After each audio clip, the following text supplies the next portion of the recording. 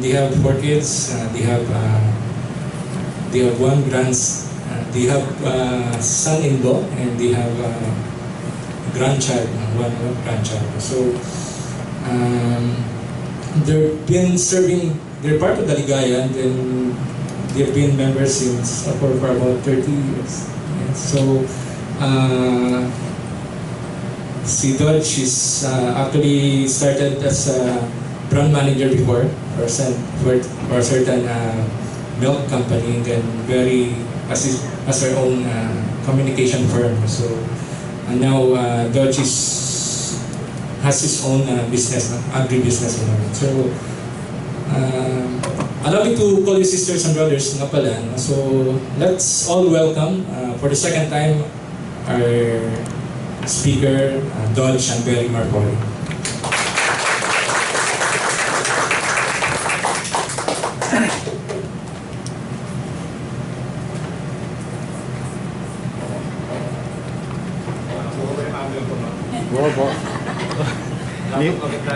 Hindi na makukurap ang video nito. Sinayos ko na. Siguraduhin mo yan. Anyway, good afternoon and again, welcome dito sa ating MAFOLS. No? Alam niyo ba ibig sabihin ng MAFOLS? I mean, at least mga participants. It's Marriage and Enrichment Seminar. Marriage and Family Life Enrichment Seminar. Yes, you're right. Anyway,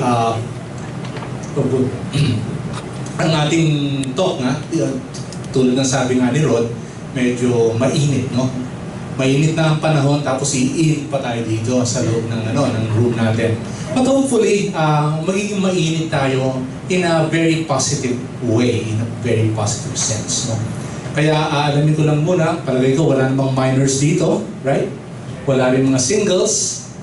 So, well, I'm serious because medyo inappropriate kung halimbawa ganun yung mga kasama. But I'm happy that the couples are here. All of you are happily married, I'm sure. And I also would like to welcome the new couples. No, yung ngayon lang ata mag-attend. I think it's Mon and she. Tama ba? And is it Alex? Alex and Rina? Nag-attend na last time. Nag-attend na. Okay. So it's just Mon and she. I'd like to welcome you. No? Ano lamang, may question lamang ako, no? At least for our participants. Hindi ba na-mention ni Rod about the marriage time? No? Sino ang wala pang marriage time dito? Yung nakapag-set up ng marriage time. Okay? Nakapag-set up ng marriage time. No, the reason being that this is a very good topic for you to start that marriage time. Okay? So yan. I mean, this will be a good motivation. No? Kung halimbawa hindi pa nakapag-set up ng marriage time, this is a very good topic to use for that particular special occasion. Anyway, as I said, no? Firstly, itong topic natin, well, it's about good sex, no? Let's look at it from 2 points of view, no? Unang-una, as I speak, well, later on, alam niyo naman, my spouse, my wife, Berry, will be on to follow me, alternating ng setup natin dito. I mean, as I speak, bear in mind that I am speaking to the men, to the husbands, no? This is the point of view. My point of view will be the point of view of the man, no? And we are allowing our spouses, our wives, to listen in. Okay? Ngayon, as Berry speaks later, think of it as, Berry speaking to the women or to the wives. And she's allowing the men to listen in. So, ganun, no? So as I say my piece, no, as I share my part, I mean I am speaking to the men more often than not. No? Okay. Anyway, just take the good, no, whatever good points you see or relevant points that you see. I mean, I hope you will take it and try to mull over it and reflect on it. No? So anyway, okay. So as as was mentioned, that this is. Going back to the study, remember the study I mentioned in our very first talk? It was a study made by Judith Wallerstein, and she was basically the one who saw the opportunity to look at the areas in the lives of spouses of married men and women, areas that need to be addressed, just so the marriage can be a success, no? Or can work out eventually or in the long run. Anyway, one of the things, one of the discoveries was that that sex is an important part of the marriage wheel, di ba? One of the important spokes do sa marriage wheel na sinasabi natin, no? And that it's deemed or it's seen as something that has to be enhanced, no? That has to be made stable, no? For marriage to work. Earlier, pinag-usapan ni Rod about the importance of communication. Pinag-usapan din yung how in handling conflict, and pinag-usapan din yung forgiveness. Having sex o yung pagtatalik na tinatawag natin sa Tagalog, mahalaga yan. Hindi po pwedeng i-separate yan dun sa usapan. Right? So, although sex is usually associated with the young, we, the senior members of our community, are not squeamish about giving it. Hindi kami nag-alam, well, at least the first time na binigay namin ni Berta, but really, we are not squeamish in sharing it or talking about it. Because we want the participants, you're mostly young couples, to veer away from the conventional perception that sex is for the young.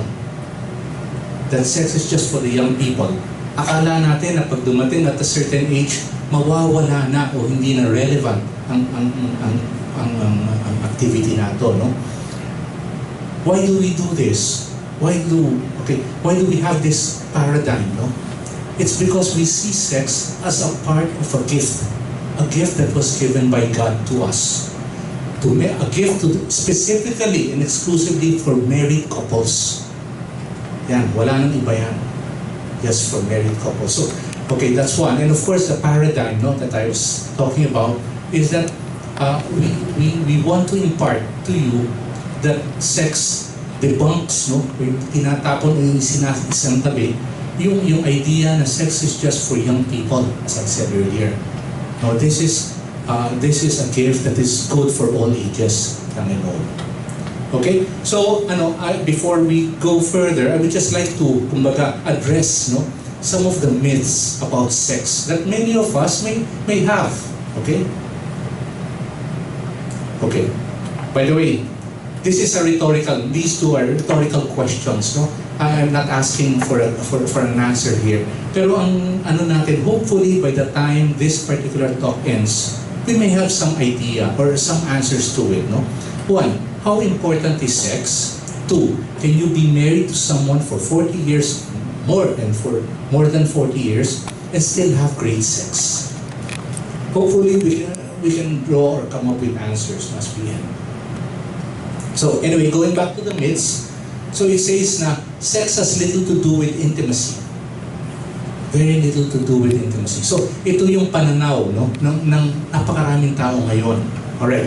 Ang sinasabi dito, sex is largely divorced or separated, from good relationships.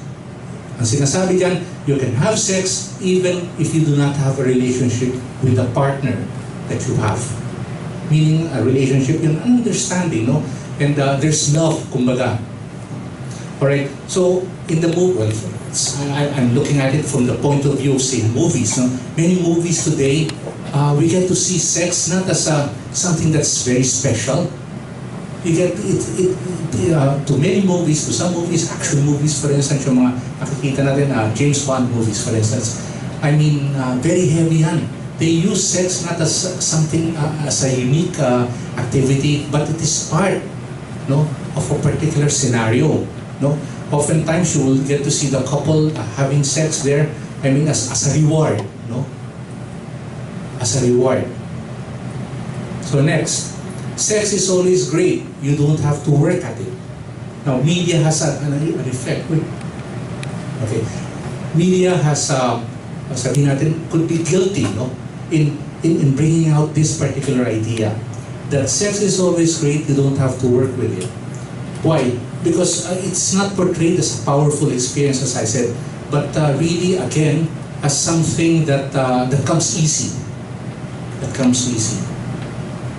Next, people assume that sex becomes less enjoyable with age and familiarity, something that I mentioned earlier. I assure you, it's not. It's not. And depending on the kind of relationship that the couple has, this can really be a powerful experience, not only during the beginning of your marriage, but even up to the later stages of your marriage. The fourth myth is that sex in the world is only good when it is in a premarital or extramarital setting. Okay, thus sex is seen as something that's a source of guilt. Nakikita kasi, especially maraming kabataan ngayon, nakikita na, alright, it's good to indulge in premarital sex. Okay, mas okay marahil to have it as compared to when you are married, no? So, kaya marami, nakikita natin a lot of yung unwanted pregnancies, especially dun sa mga singles natin, especially those who enter a relationship at a very young stage. There is that particular situation na na-impregnate yung babae. Because they see this not as something, sex is not as an important or a powerful experience, but something that's common and that can happen between couples. Parang part of nature, no? Beyond this, media also teaches, immorality means freedom, perversion is natural, and commitment is old-fashioned. So these are some of the values na kumbaga nasi-set aside na at this time. Okay?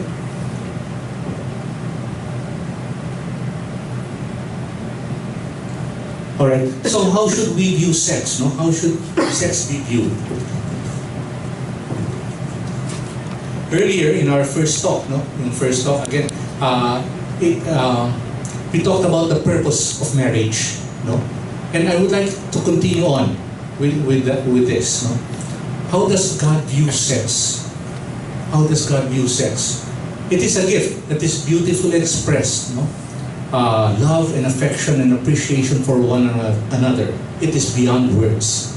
So as I said earlier, this is a gift that God has given to married couples, no? And again, it is enjoyed, supposed to be enjoyed, and supposed to belong in the realm of marriage. Next, it concretizes the one flesh command of the Lord, and this comes from this is scriptural, no? Or this is based from the Bible. It comes from Ephesians 5 verses 31 to 32. It basically says that the man and woman will separate from their parents, not from their families, respective families. They will come together and become one body. One body. And in the process, they are able to participate in God's plan for creation. No? As they become one, they can be able to participate by having babies. No? And this they do by engaging in sexual activity. So here. And then of course, sex is meant to be enjoyed over a lifetime of intimacy. No? Meaning, the spouse doesn't have, both spouses,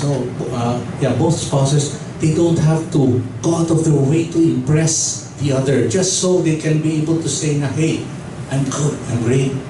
It is born out of a relationship, no, that has been blessed, that has been strengthened by good communication, no? Good communication by the couple's ability to be able to handle conflicts and to show forgiveness. Okay? Yeah.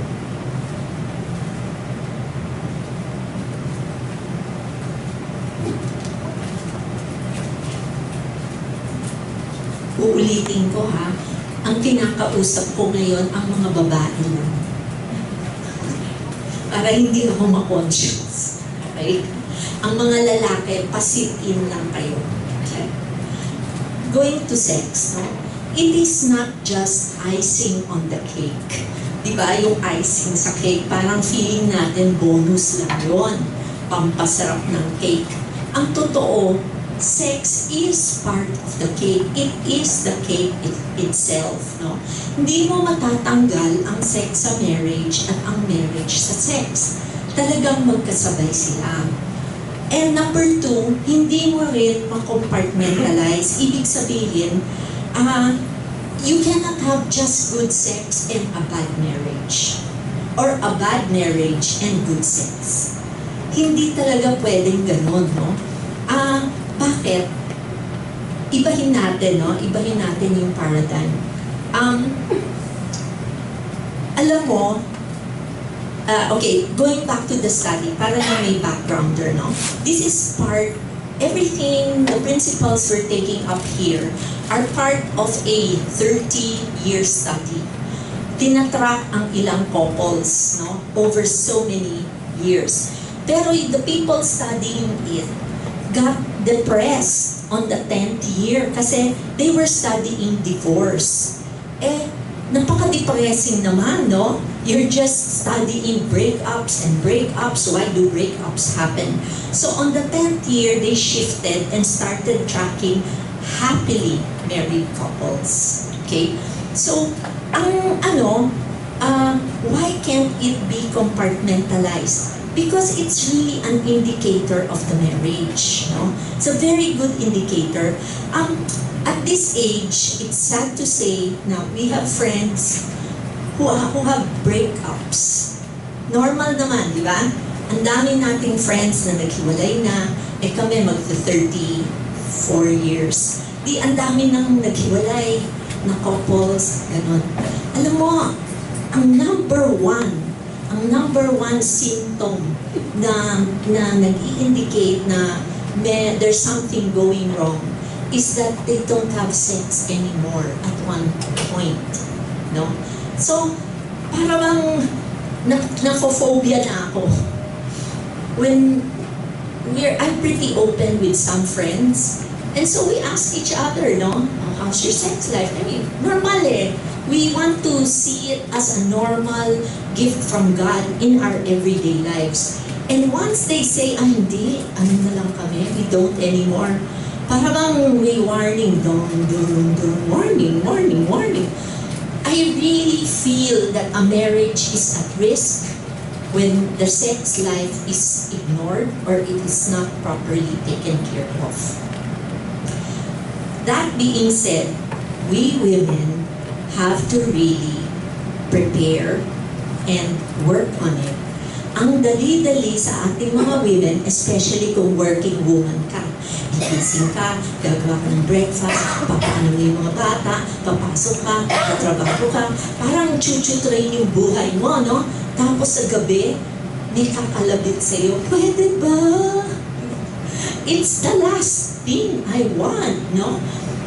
But, I mean, it's that or you're playing with fire. I think I'm not exaggerating when I say you're playing with fire if you continually ignore this area of your life.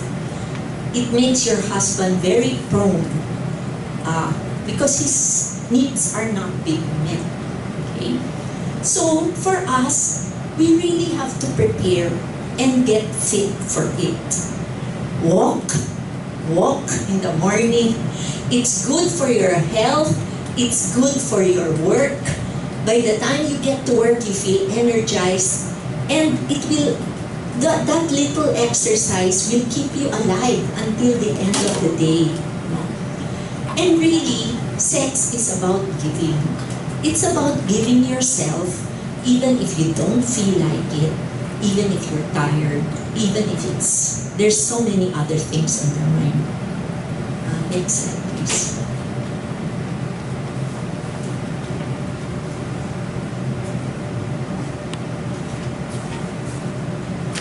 Like Barry was saying,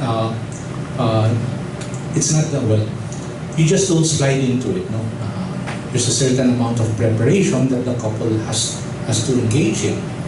And then you also have to consider that there could be problems as to why couples do not engage in sex, no? All right. The thing is, it should not be, these problems should not be viewed as the problem of the man or the problem of the woman. Kailangan tingnan natin itong mga problema ito as the problem of the couple. Okay? Okay, ano itong mga problema ito, no? Okay. So as I said, it has to be viewed as a problem, as a problem of the couple, no? And then it also needs to be brought, these problems need to be brought into the light. When I say be brought into the light, kailangan mapag-usapan ito ng mag-asawa. Kaya nga sinasabi natin, mahalaga yung marriage time o time of communicating or time na one-to-one kayo. Kasi it is a very good venue, it is a very good time for the two of you to talk about itong mga concerns na ito. Alam nyo, ang mga lalaki kasi, especially when it comes to this very special, no? To this very special activity. Chances are, because of the culture, hindi pinag-uusapan. Kasi kakulangan, well, ako, I view it as kung hindi ma-fulfill ang role, no, in this particular area, kakulangan ito sa pagkalalaki. Alright? Not knowing na hindi lang siya ang dapat involved dito, pati na yung kanyang asawa, yung babae, na-affectuhan ito. Kaya yung view na yun has to be set aside na problema lamang ng lalaki ito. Okay, ano-ano itong mga problemang ito? No? Okay, one, it can be stress. Stress-related. Hindi makatuloy yung pag-engage ng mag-asawa dahil sa either yung lalaki o yung babae, stress. Stress because of work. Maraming concern. Siyempre, walang gana, no desire. So, yung sinasabi nga ni Berry kanina, if the woman, for instance, hindi fit, no? Meaning, pagod. I mean, siyempre, pag kinalabit ng lalaki, at malalaman naman kung gusto ng lalaki o hindi.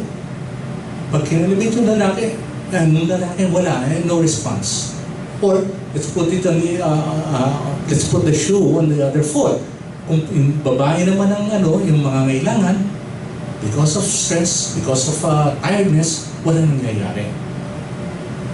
This is one problem. Another problem could be traumatic experiences. Traumatic experiences by either the man or the woman. Okay, itong experience natin could be a sad experience, say, halimbawa, which may have happened to the woman before, no? Say, na rape. And therefore, syempre, it's a very traumatic experience for the woman. When it comes to engaging in sex, apparently, that won't definitely be on the top of her list, no? Of things to like. Kasi it brings in a sad experience. On the part of the man naman, pwedeng ang traumatic experience nato could have been, he could have been sexually assaulted when he was a boy. This we know, no? Inaabuso rin ng mga batang lalaki. Another problem na perhaps the couple can talk about would well be, sabi natin, medically, it could be medically or health-related issues. Health-related issues. Erectile dysfunction, for instance, on the part of the man. Yun na lang, hindi mapag-usapan, nahihiyang pag-usapan. Kuminsan, the man can just say, sweetheart, I can't do it tonight. Why? So, yung iba, yung mga babae, mag-aalala. Bakit kaya? May iba na kaya? Bakit ayaw niya sa akin? Diba? Iisipin yun. Ayaw niya sa akin, hindi na niya ako mahal. Not knowing that the man, her husband, is having a difficult time. And he is carrying it. Another problem could be the orientation of the couple. What do you mean? Orientation. It can happen that, say, yung lalaki may have homosexual tendencies or yung babae may have lesbian tendencies. We don't know. It could also be hurts. Another problem could be hurts inflicted by either the man on the woman or the woman to the man. The man, no? Ang sinasabi kong hurts, not only physical hurts, but maybe emotional hurts. May mga issues kayong hindi unresolved, hindi nyo natatackle. Kaya siyempre, sinong magkakaroon ng desire, no? For the other. And then wrong expectations about this particular experience, about sex. It can be that, iniisip parang ng lalaki, when we have sex, boy, it's gonna be a different experience. No, physically, it's gonna be nice. But he doesn't know, especially for first-timers, no? First-timers, this is the first time, halimbawa, newlyweds, no? I'm talking of newlyweds. And prior to that, he has not had any experience before. So definitely, ang taas-taas na expectation, no? Because he may or she may have heard stories about how good it is, but when it actually happens to them, ganito pala. Ganito pala. So it doesn't meet the expectation. And so, Bakit pa? Di ba? So wrong expectations about the experience. Okay, what am I saying? Basically, it's important that you talk about it para ma-address yung concern. And as it gets ventilated, as it's brought into the light, intimacy begins to grow or is strengthened.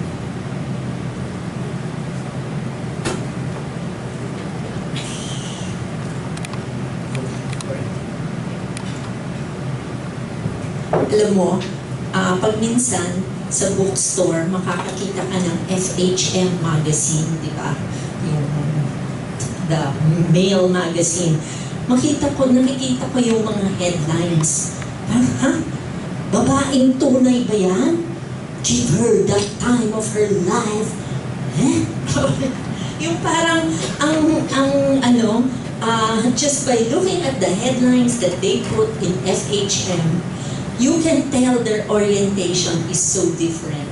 They think that a woman is sex crazy. So parang kung anong sinasabi sa headlines sa magazine na yon. Anyway, huwag na natin i-dwell yung magazine na yan. As Dodge said, when you are relating as lovers, paulit-ulit kami, you have to talk about it. No? Talagang kailangan, hindi pwedeng gets na niya yan. Hindi talaga eh. Ang hirap, dense ka talaga. Eh kung going back to that magazine, sige, tingnan naman natin. Cosmo magazine. I'm sure you've seen Cosmo magazine sa beauty parlor, gano'n. Yan, parang ano ba to? Parang sex crazy. Di ba? Ibang-iba yung orientation. Why? Because they don't see it as really part of everyday life. So you have to talk about it. You have to tell your husband what you like, what you don't like. You have to ask him what he likes, what he doesn't like. Of course, sa beginning, nakakahiya. Talagang it's not something we talk about, especially mga Pinoy, no? Nahihiya tayo salitang ganon. Pero, kailangan. It's the only way you will get the right, you have, as they say, feedback is the breakfast of champions. So get the feedback that you need and give the feedback you want, or it won't solve the problem. What are the things you have to talk about? Difficult times. I think a number of you have been pregnant before, and the time after pregnancy is the most difficult time, really. After you just had a baby and you're not sure, mabubuntis ba ako ulit? There's that fear, you don't know if you will get pregnant or not. You don't know how it feels anymore. And your body is adjusting. That is the most difficult time. But if you can talk about it, that's half the problem solved. What else do you talk about? Changes. Changes. What you like at 20 years old is not what you will like at 30, is not what you will like at 40 or at 50 or at 60. And believe it or not, we have friends, in our community, we have friends na hanggang 70, 80. So, we have a close relationship with the women. Tinatanong namin, tita, nagsisex na ba kayo? Sumasagot naman. Oo, walang katapusan. Ganon. But in other words, it goes on, no? So you might as well make your adjustments as you go because your body changes over time. The other thing is, as I mentioned, the fears. The fears are really real, no? And especially fear of pregnancy, I think that is one of the highest.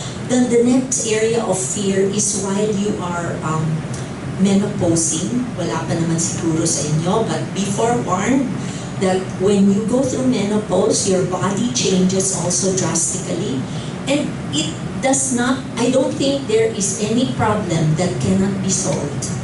It just has to be discussed, and you just have to be together in finding the right solution. Okay? Most important thing, acknowledge the differences between the sexes. Okay? Men, they are focused on sex. Ganun talaga sila. No? While women, we like romance, di ba? Gusto natin, ligawan mo naman ako. No? Ligawan mo naman ako. Hindi naman ako parang makina na switch on, off, on, off. Hindi eh. Parang kailangan may set-up na. Ang men, gusto basta matapos. Yung go for the goal. No? Ang women, ang proseso ang important. How you go about it. Diba? Ang final, ang men, parang LPG. Okay? Kung nagluluto ka, makita mo sa mga Chinese restaurant, grabe. Pag on ng apoy, shook! Tapos pwedeng patayin, shook! Ganon. Ganon ang lalaki. For the women, now I'm addressing this to the men. I am not shy. Ang mga babae, parang electric stove. Ang tagal bago uminit. At kung mainit na, matagal bago lumamig. So there's a very fundamental difference between men and women. Nakakainis itong talk na to. Ilang years na kami lang ang nagbibigay ng talk na to. Kasi walang matapang na mag-discuss dito. So hanggang ngayon, I only have one, I have the same analogy. Okay, magkakwento muna ako. Alam mo, pag minsan ang mga babae, parang every opportunity, dumaan ka lang, tapos tingnan mo, may 30 minutes ako. Wow, punta kaya ako sa store na yon. Wow, may bargain dito. Parang ganun, parang shopping.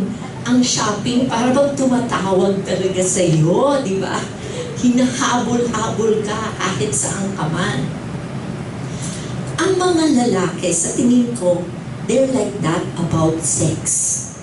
No? Kung sa atin, shopping, sa kanila, may pagkakataon. Ha?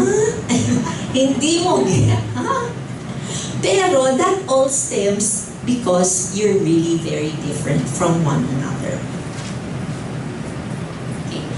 Exercise 1. We will take 5 minutes. Mag-discuss lang kayo, no? What has so far been the most significant part of the talk for you? So, maybe you want to jot down notes after a minute, 2 minutes, then you tell each other. Both of you should speak, no? So, woman first, then the man, or vice versa. So, we'll start now.